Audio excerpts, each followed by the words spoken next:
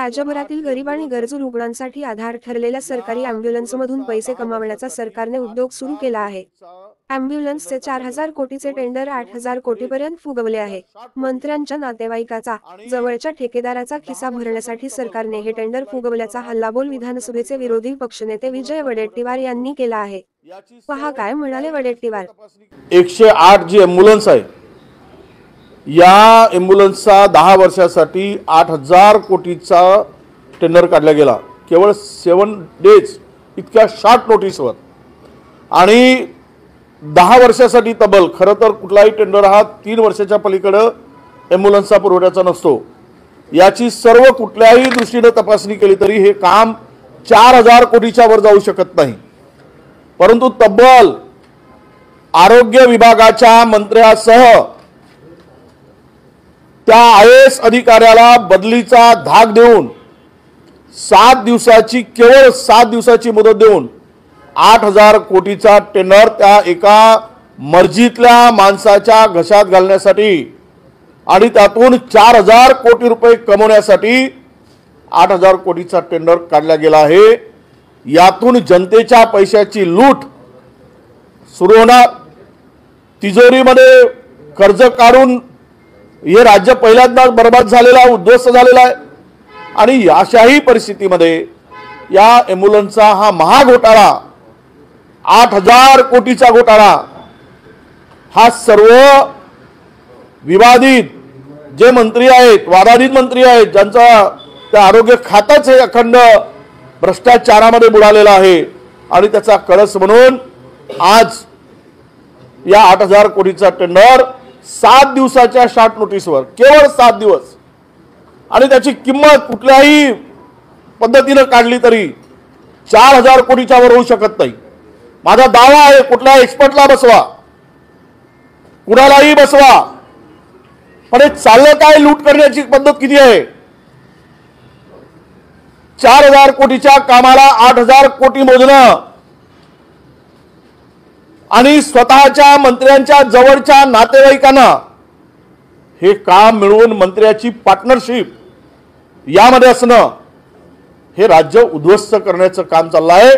हे राज्य लुटून, तिजोरी लुटून या सगळ्या घोटाळेबाज सरकारने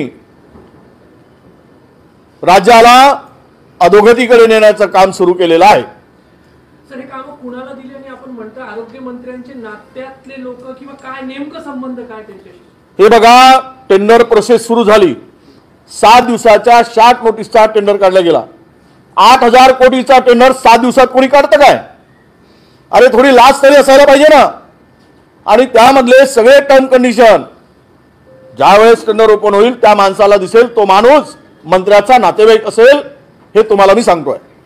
केव्हा ओपन होणार आहे टेंडर आणि या संदर्भात आपण काही हे तक्रार करणार आहे। मी तक्रार सुरू झाली, आमचा आम्ही ड्राफ्ट तयार झालेला आहे। मी मुख्यमंत्र्यापासून हे टेंडर थांबवण्यासाठी विनंती करणार आहे आणि मुख्यमंत्र्याकडे करणार आहे, दोन्ही उपमुख्यमंत्र्यांच्याकडे करणार आहे। आता सगळे सरकार मिळून असेल तर सगळेच मिळून असतील, चोर चोर मावस भाऊ सगळे मिळून खाऊ, तर रद्द करणार नाही, नाहीतर रद्द करतील। मी पत्र बनवणार आहे। निविदेची एक प्रक्रिया असते, त्या प्रक्रियेचं पण उल्लंघन झालं, कारण 100% उल्लंघन झालेलं आहे। हे एका विशिष्ट कंपनीला देण्यासाठी टेंडर सगळी केलेली आहेत। काँग्रेस रामराव ठाकूर शिंदेकडे प्रवेश करणार आहेत अशी माहिती मिळते। आज त्या माहितीला काही आधार नाही, चर्चा दुनियाभरचे लोक करत असतात। महाविकास आघाडी भक्कमपणे उभी असल्यामुळे अनेकांच्या पायाखालची वाळू घसरलेली आहे। सर्व सर्वे महाविकास आघाडीच्या बाजूने असल्यामुळे महाविकास आघाडीला बदनाम करण्यासाठी, नेत्यांना बदनाम करण्यासाठी अशा प्रकारचे एक वावड्या या उठवल्या जातात। या काही वावड्या अशा आमच्याही अनेक काँग्रेसच्या नेत्यांच्या संदर्भात उठवल्या जातात।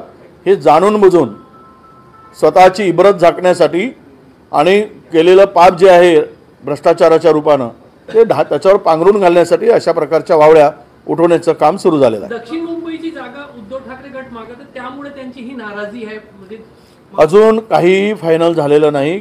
इंडियाच्या आघाडीमध्ये प्राथमिक चर्चा झाली, चर्चेची फेरी काही आपण गठबंधन सरकारमध्ये काही एका बैठकीमध्ये सगळे काही अंतिम होत नाही, त्याला अनेक बैठका घ्याव्या लागतात।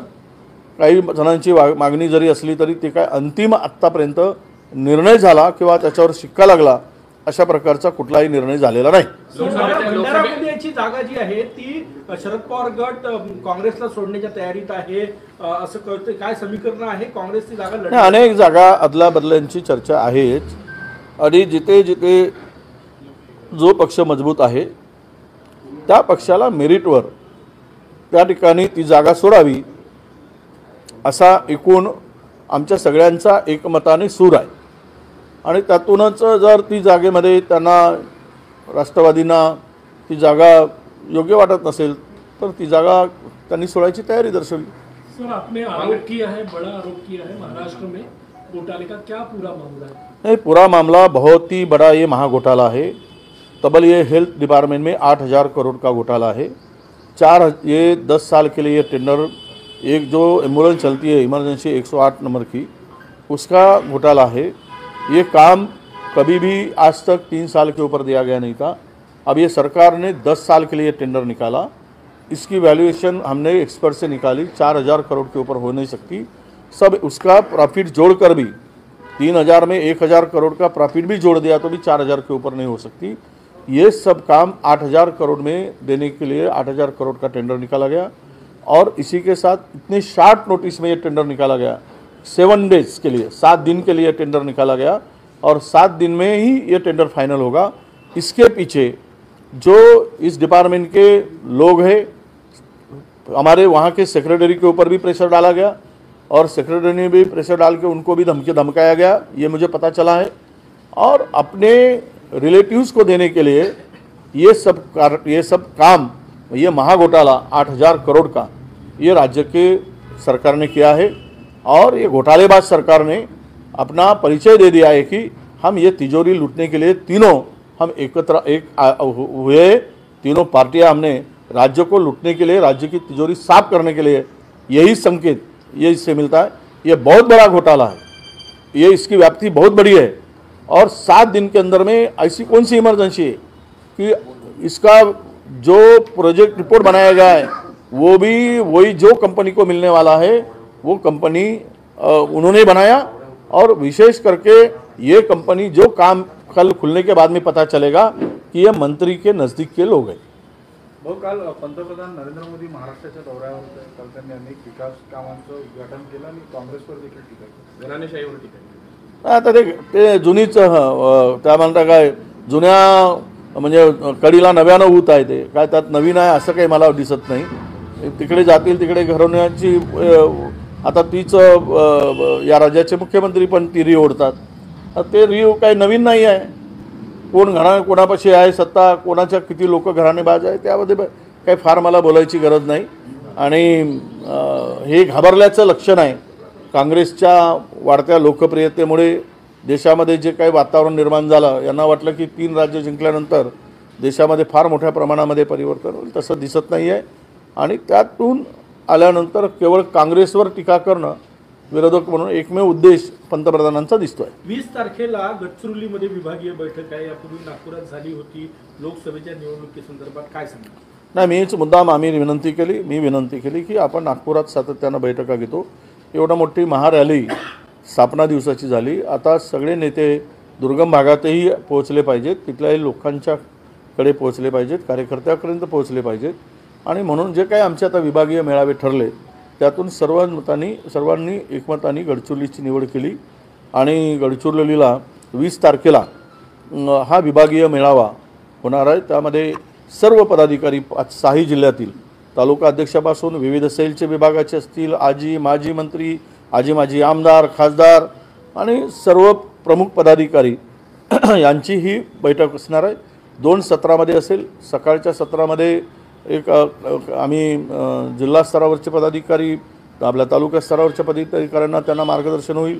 बूथ लेवलच्यासाठी काय तयारी करायची त्याचं मार्गदर्शन होईल. आणि शेवटच्या समारोपामध्ये प्रमुख जे नेते आहेत पूर्व विदर्भातील त्यांचा एक मार्गदर्शनाचा मेळावा होणार आहे. अशा 2 सत्रामध्ये तो कार्यक्रम संपला. विजयाच्या निकषावर काँग्रेस यावेळेस महाराष्ट्रात नवीन चेहऱ्यांना संधी देणार आहे. लोकसभेमध्ये विदर्भातही हायकमांडच्या टीमने त्याची चाचपणी केलेली आहे. त्यामध्ये चंद्रपूर असो, नागपूर ग्रामीण, रामटेक असो, काय कसं बघता याच्याकडे? नाही, नक्कीच आता शेवट प्रत्येक पक्ष आपला सर्वे करत असतो, ती चाचपणी प्रत्येक पक्ष करत असतो आणि हायकमांडला सुद्धा आता नवीन चेहऱ्याची गरज आहे किंवा त्यांना नवीन चेहऱ्याला उतरवलं पाहिजेत अशी त्यांची तयारी आहे. त्यातून मला वाटतं की खरंच आहे की आता नवीन चेहरे आणले पाहिजेत, तरुणांना अधिकाधिक संधी दिली गेली पाहिजेत आणि पुढच्या दृष्टीनं विदर्भाच्या विषयी काय, महाराष्ट्रामध्ये काय, देशामध्ये तरुणांची भक्कम फळी उभारणं, त्यांना पाठीमागं उभं राहणं हे आता आम्ही सगळ्यांनी करण्याची गरज आहे असं मला वाटतं.